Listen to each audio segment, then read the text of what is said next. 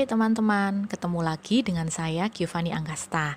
Biar pendek dan makin akrab, disapa Fani aja ya. Oke, kali ini jujur, ini pertama kali saya bikin audio di YouTube. Maafkan jika masih belepotan ya teman-teman. Karena banyaknya isu dan berita yang beredar di sana-sini tentang adanya resesi di tahun 2023 yang sempat bikin gempar dan heboh banget, juga bikin orang makin stres. Nah, saya tergerak untuk kasih kalian tips nih untuk menghadapi resesi di tahun 2023. Well, kita mulai dulu dengan kata resesi. Resesi itu apa sih sebenarnya? Jadi, buat teman-teman yang mungkin baru dengar, sudah dengar, atau mungkin masih bingung dan bertanya-tanya, apa sih sebenarnya resesi itu? Jadi, bahasa sederhananya nih, kalau boleh disederhanakan supaya kita mudah paham, resesi itu sebenarnya adalah kemerosotan ekonomi yang bakal terjadi nanti di tahun 2023. Kemerosotan ekonomi. Padahal COVID kemarin aja ekonomi kita udah merosot banget. Kalau di tahun 2023 diomong resesi, berarti bakal lebih parah dong. Well, teman-teman, apapun yang terjadi nanti, saya punya tips untuk kalian. Yang pertama, kalian harus tetap tenang. Karena kalau kalian panik, kalian bingung, kalian stres, nah kan apapun yang bakal kalian lakukan akan semakin kacau. Jadi apapun yang terjadi, kalian harus siapkan diri kalian dulu untuk kalian bisa tetap tenang. Oke? Karena dengan tenang, kalian akan bisa mencari jalan, kalian akan bisa melihat suatu masalah, dan kalian akan bisa melihat suatu peluang dengan jelas. Dan yang kedua, ingat setiap kebaikan Tuhan yang sudah kalian alami. Khususnya hal-hal ajaib dan yang gak mungkin, kalian merasa gak mungkin, tapi hal itu terjadi. Contohnya mungkin di tahun pandemi, kalian coba renungkan deh, pandemi kemarin banyak kan orang-orang yang di PHK, kemudian mereka mungkin merintis usaha baru. Kalian pikir, jadi apa yang Tuhan waktu itu kasih ke kalian? Apa mujizat Tuhan waktu itu yang terjadi buat kalian? Kalian coba renungin deh. Poinnya adalah di sini. Kalau kapan hari Tuhan itu mampu buat mujizat dan mampu melakukan hal yang kalian rasa nggak mungkin itu terjadi, ternyata hal itu terjadi, maka di tahun resesi Tuhan sanggup menolong dan memberikan mujizat lagi.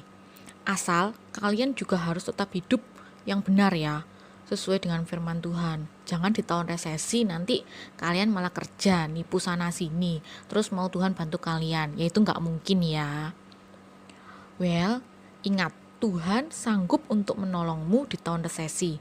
Jadi, teruslah berkarya dan kerjakan bagianmu. Juga jangan lupa berdoa. Oke?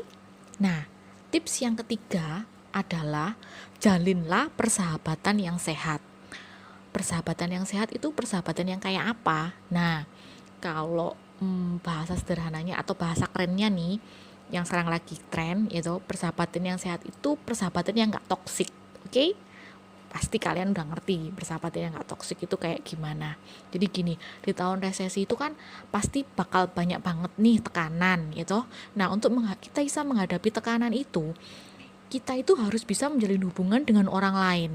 Kita harus memiliki sahabat, kita harus punya komunitas di mana di situ ada orang yang kamu percayai untuk kamu bisa menceritakan dan berbagi, juga saling menguatkan satu sama lain.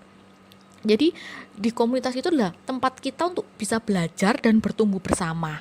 Ya walaupun kita sama-sama ngerti ya, dalam satu komunitas biasanya ada berbagai macam orang ya toh. Tapi kita harus mulai pandai dan pintar untuk memilah, dan kita harus bisa menjalin hubungan yang sehat dan berkualitas. Jadi kita harus belajar untuk memilih dengan benar teman yang bisa mendukung kita secara moral, dan mungkin kita juga harus mengurangi teman yang membuatmu defisit secara emosional, atau teman-teman yang toksik itu mungkin nanti di tahun resesi harus kita mulai kurangi gitu.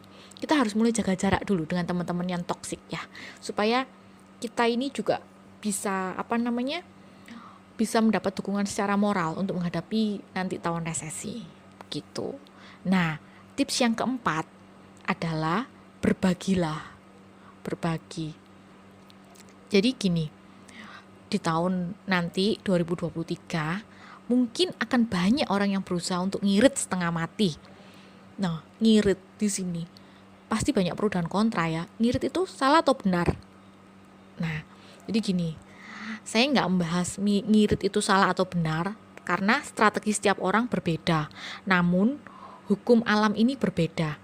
Entah kalian percaya atau enggak, ya toh. Orang yang suka berbagi itu nggak akan pernah kekurangan. Nggak tahu kalian pernah ngerasain atau enggak?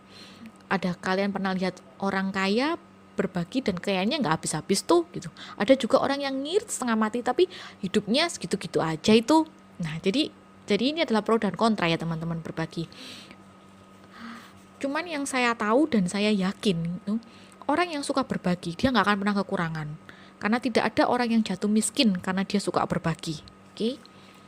Nah, yang saya mau tekankan di sini adalah berbagi di sini bukan hanya kita bicara soal materi atau uang ya teman-teman. Jadi berbagi di sini tuh bisa berbagi hal-hal yang positif, karakter yang baik, punya empati, dan punya rasa peduli dengan orang lain. Itu juga merupakan berbagi loh teman-teman. Jadi bukan cuma berbagi uang aja gitu. Tapi mungkin kita bisa berbagi hal positif ya teman-teman untuk teman-teman yang lain. Jadi untuk mendukung teman-teman kita yang lain juga supaya kita bisa bertumbuh bersama tadi menghadapi tahun resesi. Nah, oke. Well, jadi 4 tips dari saya untuk menghadapi resesi di tahun 2023 adalah 1. Tetap tenang. 2. Ingat kebaikan Tuhan. Yang ketiga, jalinlah persahabatan yang sehat. Dan yang keempat, teruslah berbagi. Oke? Semoga tahun 2023 nanti kita semua mampu dan sanggup untuk menghadapinya. Dan kita menjadi pribadi yang lebih baik lagi di tahun 2023. Oke, well teman-teman, sekian tips dari saya.